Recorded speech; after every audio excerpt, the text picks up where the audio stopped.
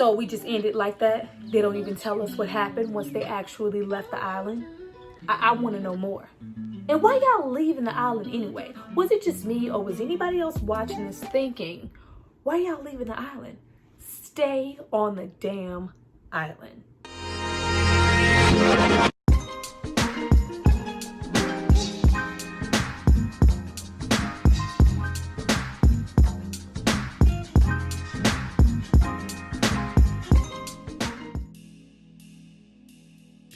Hi you guys, welcome back to my channel. It's Tyra here with another struggle review, here to discuss Daughters of the Dust. Now this movie is from 1991 and it was directed by a Miss Julie Dash. Now before I get into how I felt watching these people gear up to leave that island in 1902 to go up north, I need you guys to drop down and subscribe to my channel and like this video. I'm gonna give you guys a moment to do that, and then we're gonna come back and discuss all things. You ain't gotta tell me twice. You ain't gotta threaten me with a good time. And we'll be together in the bright stormy weather. Let's all go to Gullah. You ain't gotta tell me twice to keep my ass on the Gullah Island. I wouldn't have budged to go nowhere. Go back.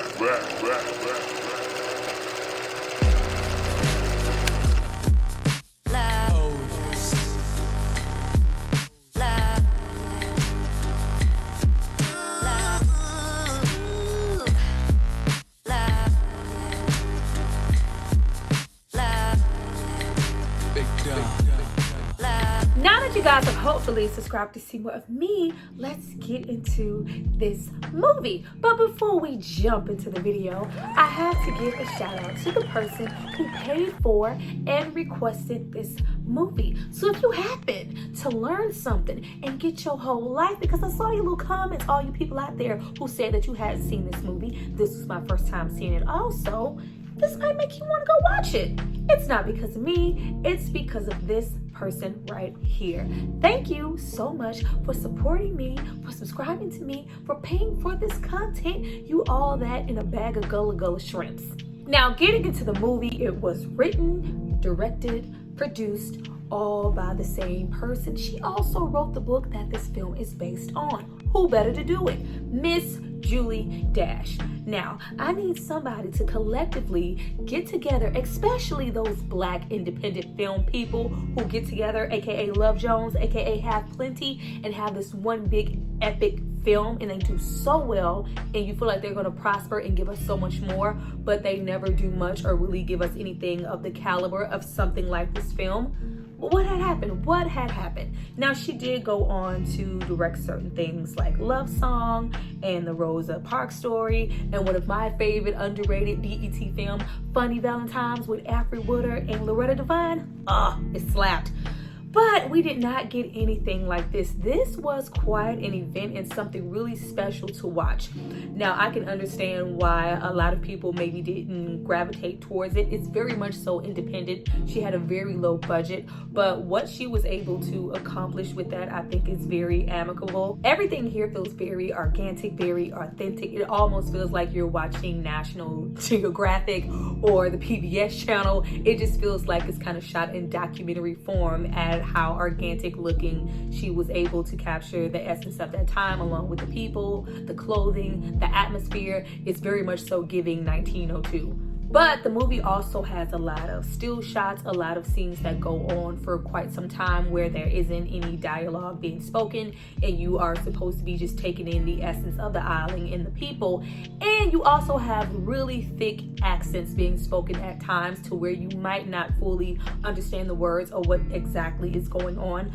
But even though those scenes can come off as time consuming, at times a little slow paced, to some maybe a little boring, do not let that deter you from the message that this film is trying to have come across. Now the year is 1902 and we are introduced to a plethora of the Peazant family and the Sea Island Gullah. Now, they are the descendants of African slaves who have been completely isolated from the mainlands, and as a result, they have created and maintained their own religion, their own practices, their own language, their own community, their very own culture.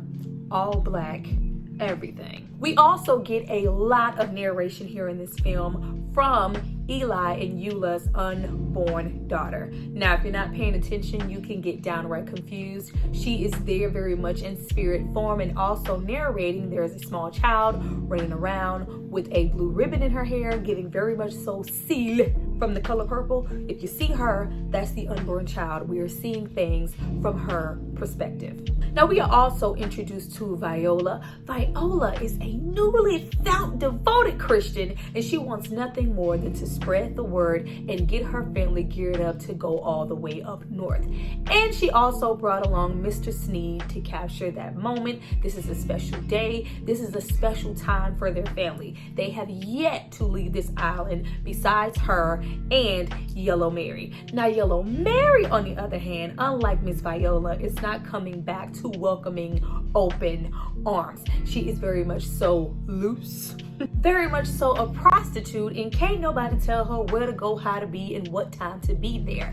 Now, a lot of things in this movie do go unspoken. If you're not paying attention, you're just gonna think she's ostracized. Well, at least I did. I just felt like her family had kind of banished her just because maybe she was a little bit of a looser woman for that time. But she's not just that. She's a prostitute, and she also brings along her lover. And once again, these things are not spoken out loud, but given for that time, her being not only a prostitute but having a female lover in 1902, you can maybe understand why her family felt like she was a heifer. And not only do we have Yellow Mary returning to be a whole stain for certain members of the family, we also have several members going through their very own trials and tribulations on this day of celebration. Now we have Nana, who is the matriarch of the family, and she, unlike most, do not want to leave. She has no plans to go along with her family, and she wants nothing more than for them to go and carry on those traditions. Even though she would love for them to stay, she, with all of her might, is trying to understand why they would want to go and leave home.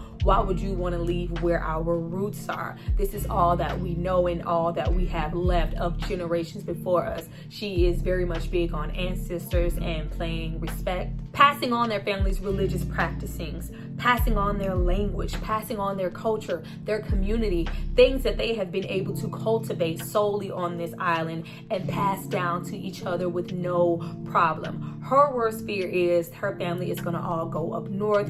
They're going to, separate. They're going to lose their bloodline. They're going to forget not only where they came from, but they are so eager to let go of things that she holds so near and dear.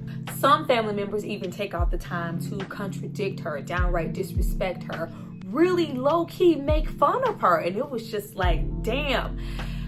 Watching this movie, every single moment just felt like, even though they didn't know any better, because, who doesn't want to explore the unknown? At this particular time, 1902, they didn't know what would await them on the mainland. All they could think about at the time was, those modern advances and things that we can get out there that we can't get on this island, resources that we are lacking here. And they were just not appreciating what Nana had to offer. And I was like, damn.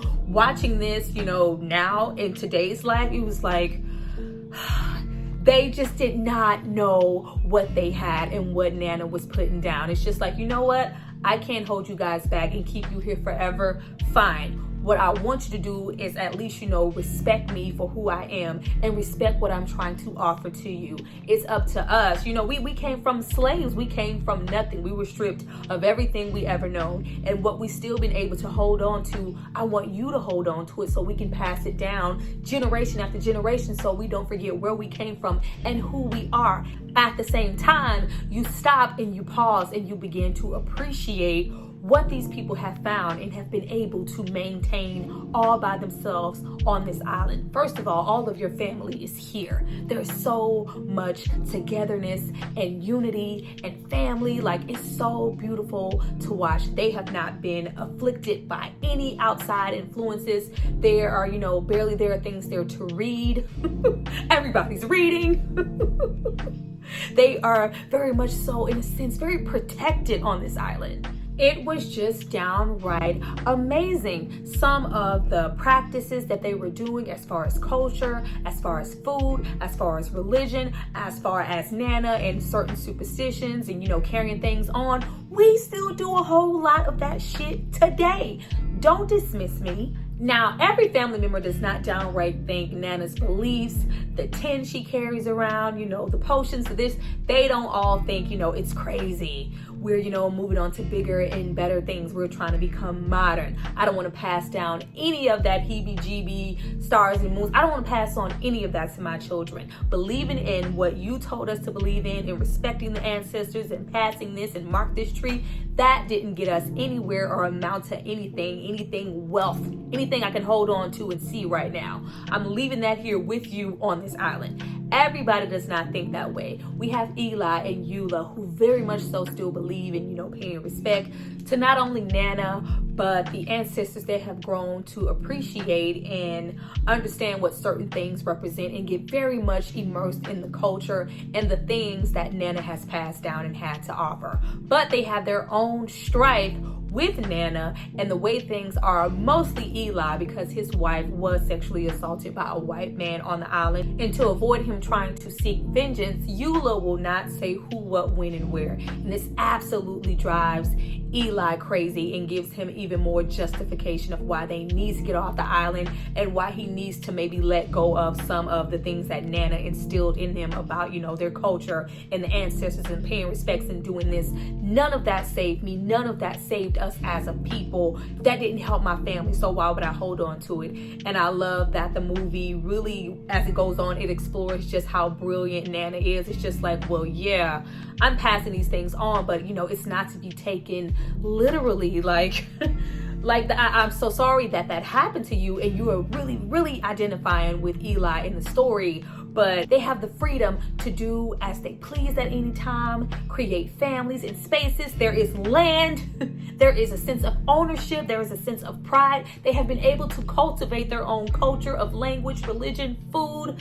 They are able to do as they please at any moment. And you just know deep down that's not what's happening in the mainland in 1902. Here, you had to worry about that one white man who tragically got to Eula and sexually assaulted her. In 1902, in our culture, in the mainland that was going on with concerning black women and white men, yeah, stay on the island. There is such a sense of beauty in what they have. This bare, minimalistic aspect, these breezes, sunsets, pride, such a sense of community and self. These concepts that have not been tainted by any outside forces. And we see very much so what those outside forces have done when we get to characters like Viola and Yellow Mary and even Mr. Sneed, who for the most part just goes for the purpose of photography and has zero understanding of the culture or the palette of the island, but leaves with a whole new value for the people and appreciation. Let's get into Viola. Now, I absolutely love a scene that we get later on in the film when the family is gearing up to leave. And they're like, no, it's okay, Nana. If you pass away and we're not here, you're going to go up to heaven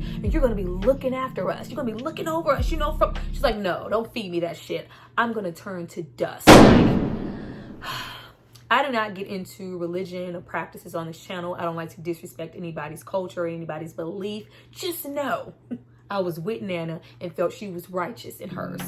When we get into Viola, and I think it was a lot to be said that her view and perspective from the mainland was that, once I got there, I realized that I was a sinner. I never knew I was a sinner on this island. I didn't know and, receive Jesus Christ until I got to the mainland. She's all about the Bible. She's constantly reading from it. Anytime somebody says anything, oh, not in Jesus' name, not here, God is watching. She has very, very strong belief. And it's a lot to be said that many feel that the aspect of, Christianity wouldn't have been present if slaves were still where they were. It was found due to slavery and things that was, passed down from slave masters. But if slaves were maintained and were able to live out life in the different ways of where they were, they would have been able to obtain their own beliefs and their own religions, and we may not have so many Black people immersed in Christianity. And I think that's very present with our character like Bilal, who is very much so a devoted Muslim. Yes, he did, come here on the ship long ago, but he was, from the West Indies, I believe, and he spoke French, and he, obtained his religion that he found there. He was a Muslim. As we have Nana, who is very much so immersed in things, in religion and culture and history that was passed down to her family from her ancestors, which was, their religious practicing from wherever they were taken before they were captives on the ship. Yet you have her family here so ready to tear down her beliefs as, oh, that's crazy, you're silly. But we have Viola coming back, with the righteous word that she found when she went there, that was, placed upon her to tell her what was so wrong with their practices and their religions and why she was even considered a sinner. And we also have Yellow Mary, who is wearing, her St. Christopher charms, things that they have went out into the modernized word and found, and they are so ready to drop and dismiss their beliefs as wrong because these things have been placed up on them. Had you had been on your island with your people, you wouldn't have thought that. But you're so ready to dismiss, these islanders. Oh, you're gullible. You're holding on. I'm holding on to what I believe in, just as you thought you were comfortable enough to hold on to that St. Christopher's charm, or you were that comfortable to hang on to that Bible because somebody told you you should. Prior to you leaving this island, you were holding on to your religion here as well. And just because you found something that suits you a little better, it's a little bit more modern, that does not make my beliefs and what I want to do and have been doing on this island that was passed down to me, to you, from our people, bizarre. And if you have so much invested in this newfound faith of yours, fine, go forth and be married. But that does not give you the right to disrespect minds. And then when we get into a braggadocious character like Yellow Mary, but she didn't want to be on the island though. When we get into Yellow Mary, she seems very content with her lifestyle. She's very proud. She takes a lot of pride in, she's been able to go on and travel and do as she pleases. You see that the mainland has really affected her. She has a girlfriend now. She is a prostitute. She seems to be smoking weed. For the most part, she puts down every aspect that the island has to offer. Oh, you guys are gullible. You're still, believing in the things that Nana said, the water, the flower in the glass, trying to connect and talk to your mother and ancestors. It's frivolous, it's silly, it's just downright stupid. Meanwhile, she probably wanted to be back on the mainland more than anybody. Nobody ever really considered that she left because she was shunned by the family and the treatment that they were giving her. She really wanted to be back there with her roots. She really missed her Nana. She missed every aspect of the island that she was shunning and was kind of pretending to be something that she wasn't because she just wanted to be perceived a certain way. Mary was hurting. Nobody considered that she was talking about, all the sexual assault on the mainland being common by white men. The fact that even though, there's supposed to be all of this privilege and all of this leeway on the mainland, she turned out to be a prostitute. The fact that she was sexually assaulted by a white man, and, she talks about the baby passing away and her breast still being filled with milk, and essentially a family trying to keep her, kind of make her, that mammy, that maid, breastfeed the babies, keep her, didn't want to let her go. She traveled with them. Like, she missed home. She had been through some stuff on the mainland and nobody recognizes it. Everybody's just so focused on, oh, she's a heifer, she's a whore, she's this, she's that. But also we hear, you're living it up out there. You're a wealthy woman. You are living your best life. Yeah, but look what she had to compromise to live that. Mary is a prostitute. Whether it's by choice or not, I really don't know. But for the mainland to be as great as it is, that's one, if not maybe the only option that she had for survival. Meanwhile, y'all on the island, low-key living lavish. Did you see the dinner? Did you see the feast? The shrimp? The prawns? Did you see it? Meanwhile, you guys have ostracized Mary so much that she is trying to keep up appearances to impress somebody like Hagar, the hater. That was one of the most hating ass, married into the family or not, she was such a hater and so much against what Nana, she was so ready to throw shit away. Like, who married her again and brought her into the fold? Because she was not for it. She was very righteous and very arrogant in the fact that, you know, anybody who wants to stay here and stay behind on this island is a fool. We're moving on to bigger and better things. My family, my daughters will not be subjective to any of this fuckery. Meanwhile, her whole daughter has found love with an Indian on the island. Whole relationship. I was like, look at all the beauty on this island. We have two of the most disenfranchised, stolen from ass cultures find love together, and they're gonna stay on this island and prosper. Stay on the island. And that's when we get into the allure, or more so the strength of the island and, you know, the Gullah people who were there. You know, slavery was supposed to be abolished at this point, but people were still being taken and being held captive and being taken to this island. And that's when we get into Eula, and she's telling her unborn daughter that, you know, this is a magical land. We come from a magical people. They were able to, you know, walk on water, even though that they had chains around their necks and around, and, you know, it's just really ethereal, and they take a lot of pride in that. But we later have that entire story debunked by Bilal, the Muslim, who says, you know, I was a young boy, but I was there. Nobody can walk on water. They knew what awaited them on the island, so they committed, you know, pretty much mass. And it's, you know, it's kind of an awakening moment for the photographer Sneed, who has been running around in his little three-piece suit, feeling like, you know, he's modernized, he's advanced, and he knows a little bit more. It's like, oh, I'm really identifying with this story and about us as a people. I understand why this island and why scenarios like this are so important. And we also have a revelation as an audience and just as a people as to what Nana has to bring forth and what she wants them to take with them, whether it be, you know, a lock of hair, culture, religion, hoodoo, if you will. Like, these things are important. These things are an extension of our people who sacrifice. And she's, you know, she's really big on really having that big moment and says, you know, we need to survive. We have to survive. We also have Eula get to her wits' end at the treatment of not only herself, because, you know, of her situation with her unborn child and her being a victim, or just how they have been treating Yellow Mary as a whole. Like, you can't treat us this way. If she's considered tainted for things that she's done in her life, what about me? Am I tainted? Am I used goods? Are you guys going to treat me any different? We have to appreciate each other as family and go on and be strong. And not only just the family aspect, but, you know, us and what we've been through as a people, we don't have to, you know, wear it on our sleeves. And that's not to say that, you know, we need to forget what happened to us. I'm never going to say that. I'm just saying we can still, you know, we can still do two things at once. We can remember those things and we can still move forward. We can appreciate what Nana has to offer and some of the things that she's instilled in us. And we can still appreciate the aspects of whatever awaits us up north. You know, being subjected to even more injustice, racism, poverty, you know, stuff that wasn't all that present on the island, that shit.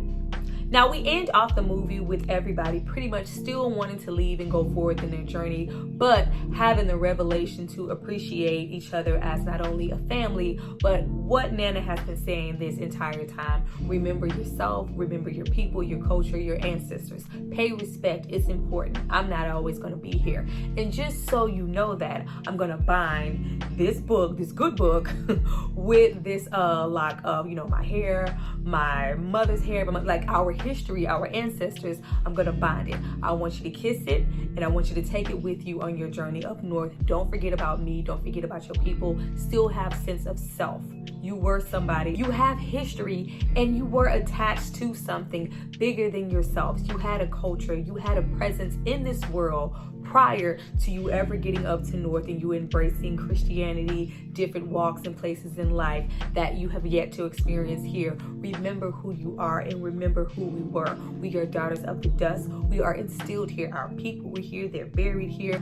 Not to say that there wasn't any presence of Christianity on the island at all, because of course they have been exposed to different things, but it's always nice to know where your home is and where your options lie. It just seemed like once Viola got on across the border, they just swamped over Christianity, honey. But we have her have a fucking panic attack But we have everybody just have that revelation of we can appreciate what Nana is trying to continue on here and why our people in this island is so important. We're gonna kiss it. We're gonna take it with us. We even have old Sneed, the photographer, who ain't know the back from the front once he got there, still find appreciation in what Nana has to say. He also kisses Viola again. He wanted to give it to Viola one time, but Viola was saved. She wasn't trying to go there. But even her, she even breaks down and kisses it. The only person who doesn't kiss it is Hagar. She's like, get that shit out of here. This is blasphemy. This hoodoo. I don't want no part of it. I'm educated. I'm moving on and beyond the needs to even do shit like this. She doesn't see the richness or the value in any of it. As many won't, but you know, it's just not for everybody. That was what Nana was trying to get everybody to kind of understand. You don't have to take everything literally. I'm just asking you to appreciate or take heed of some of it so you can pass it on. If you don't pass these things on, we as a people and who we were are forgotten. Our history has already been, you know, low-key washed away. Let's hang on to what we have. We have everybody gear up to leave, but we have Eula, Eli, and Yellow Mary stay on the island. I was like, oh, I had a whole little, yes. I was like, damn, nobody's gonna, you know, appreciate what's here and stay on this island. I absolutely love that they stayed. I wish that we got, you know, a part 2 as to what happened with them or what happened once I was just really low-key hoping that somebody would recognize, like, hey, we can kill 2 birds with 1 stone. If we feel like we aren't modernized enough, or we need to, hey, y'all have whole land, whole property, this whole beautiful island. This could have been a whole resort. Like, go get your little money or whatever you're trying to do up north. Come back, invest in your home. Like, who's gonna come back? Who's gonna go there and prosper and have it be great? Or, you know, who's gonna go there and find out that it's not really what they were perceived that it would be. But I was really glad that we had not only those 3 people have those revelations in the unborn child be born there, but we also have Hagar's daughter stay there with her Indian man child. She did not want to leave. I ain't leaving my man. Like, I just wish that there was a little bit more appreciation and compromise on everybody's part and realize that 2 things can coexist at the same time. We can still, you know, become a little bit more modern and want to prosper and be more than we are currently on this island, but we don't have to forget who we were and who we currently are. Well, you guys, that was my review for Daughters of Dust. Please drop down and tell me what you thought about my review and what you thought about this film. This was a first time viewing. I do feel like I missed a whole lot of points. I feel like this is one of those movies you need to watch multiple times to really receive everything. But I do plan on watching it again. As I said in the beginning, this is not a movie for everyone. It can, you know, be a hit or miss in some moments. And sometimes the acting does go over the rainbow. But I'm here for the story. I look forward to reading you guys' comments. I see you guys for my next video. Bye.